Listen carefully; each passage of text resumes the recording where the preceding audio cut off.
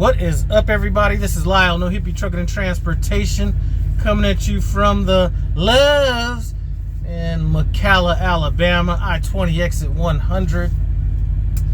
On my way to Jonestown, Pennsylvania. Decided to split my clock last night. You know, I was going to be coming off the road around 1:45, 2 o'clock in the morning, and even though there's always a spot, I didn't want to take a chance on it. I wanted to get out as far as possible.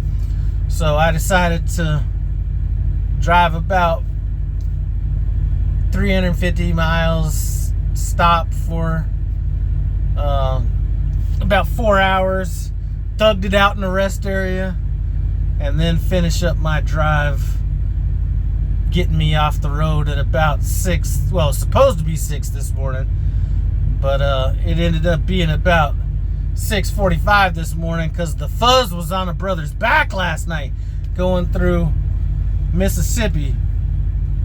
Drove past a highway patrol officer. There was a car a bit behind me, let's say about a half a mile. So I passed the officer. I just look in my mirror, and right as the other car passed, you could see the officer kind of easing out on the road. I was like, he's definitely not going after that guy, because he wouldn't have had a reason to pull him over that fast. So I know he's coming after me. So sure enough, hit them lights, pulled me over. Tells me we're going to be doing a level 2 roadside inspection, but he wants me to pull up to this exit 126 down the road. So I'm like, okay. So ease on down the road, and probably the most polite but the most formal person that's ever inspected me. So comes up to the truck, tells me we're going to be doing an inspection, asked me to take a look at my logs. Now, he didn't want me to email him the logs or send them like a lot of them do. He just wanted to take a look at every single day. And he said, the reason I'm taking a look at your logs is to make sure that you're showing on-duty time for fueling and all this other kind of stuff. So I'm like, you know, you could get me on almost anything, but you ain't going to be able to mess with me on these logs. I didn't tell him that, but that was what was going on in my mind. So he does that. Then he's like, okay, let's just take a quick look at your truck. You know, so he takes a look at some stuff, and he's like, okay, I'm going to go up to the front and then do this with your lights, do that with your lights, and I'm going to go to the rear and do the same thing. So anyway, we went through all that, and then he comes back around. He's like, you know, I'm going to need your driver's license, your bill of lading, and your cab card. So I give him all that stuff, and then he's like, okay, this is going to take me about 15 minutes to run your license and all that kind of stuff. Get comfortable. Turn on the air, or turn on the truck, get some air going, open up the windows, do whatever it takes for you to be comfortable. I was like, all right. So he's back there probably a little more than 15 minutes. And then he comes back up and very formal again. Now I'm going to hand you your driver's license. And then he hands me a driver's license, your bill of lading.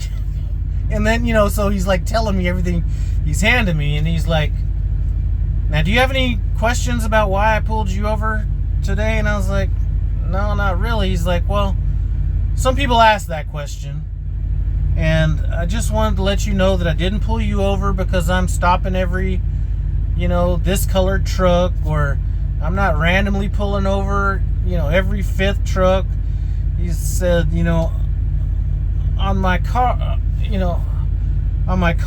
we have a license plate reader, and when you drove by, I was able to pull up your your company's CSA scores and stuff like that. And he's like, you guys aren't really doing that well right now. So he was telling me about all that and everything, and then he gave me this printout with like every single person that's been inspected at Prime with their name, how many violations they had, how many out of service they had. Even on the inspection report, he said, discussed with driver the company's ISS2 score of 92, and that being the reason for the inspection. So, very thorough, all that kind of stuff. And he's like, now, this inspection right here is going to be, I forgot how he put it.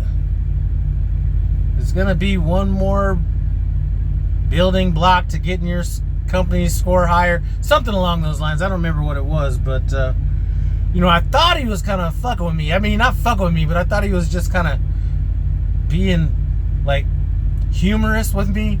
But he was, like, deadly serious nice like that, you know? Like, that's how he is. Like, you know, sometimes you could tell people are just kind of playing around, you know? But this guy, that's just his personality. What was his name? If you ever get pulled over by W. Morris in Louisiana, that's the guy. But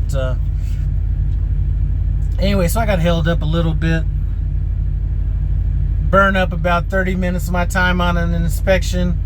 I'm not sure it's going to mess with my 70-hour clock that much, but if it does, you know what I'm saying.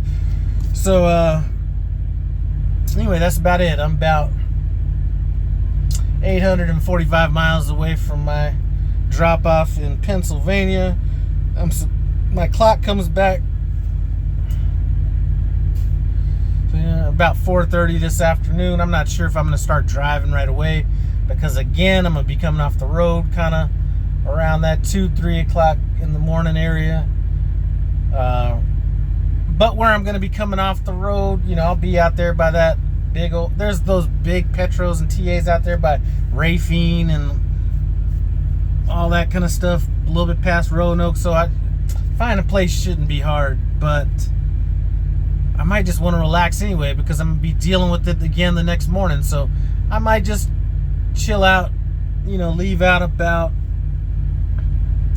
8 o'clock in the morning, drive my 11 or 10 or whatever I plan on doing, and that'll put me off at 6 in the morning.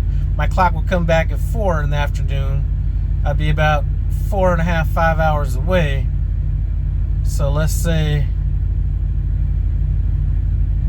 I'd be like 16 hours early. I am going to try to get it unloaded as early as possible, though. But that is that. Just in case I need to hurry up and get back down to Texas. That other truck is in the shop right now. It just has not been my year, but you know what I figure is, if it's not your year, it's time to reinvest and start building things back. So a little bit earlier than this, I went ahead and ordered that next truck. So this is going to be one of those years where my tax liability should be pretty low. So that's what's going on. Anyway, about to come back here, and as they said back in the good old days, come back here and get some shut-eye. I appreciate you guys stopping by. No Hippie Trucking and Transportation. As always, comment, subscribe, and I'm out.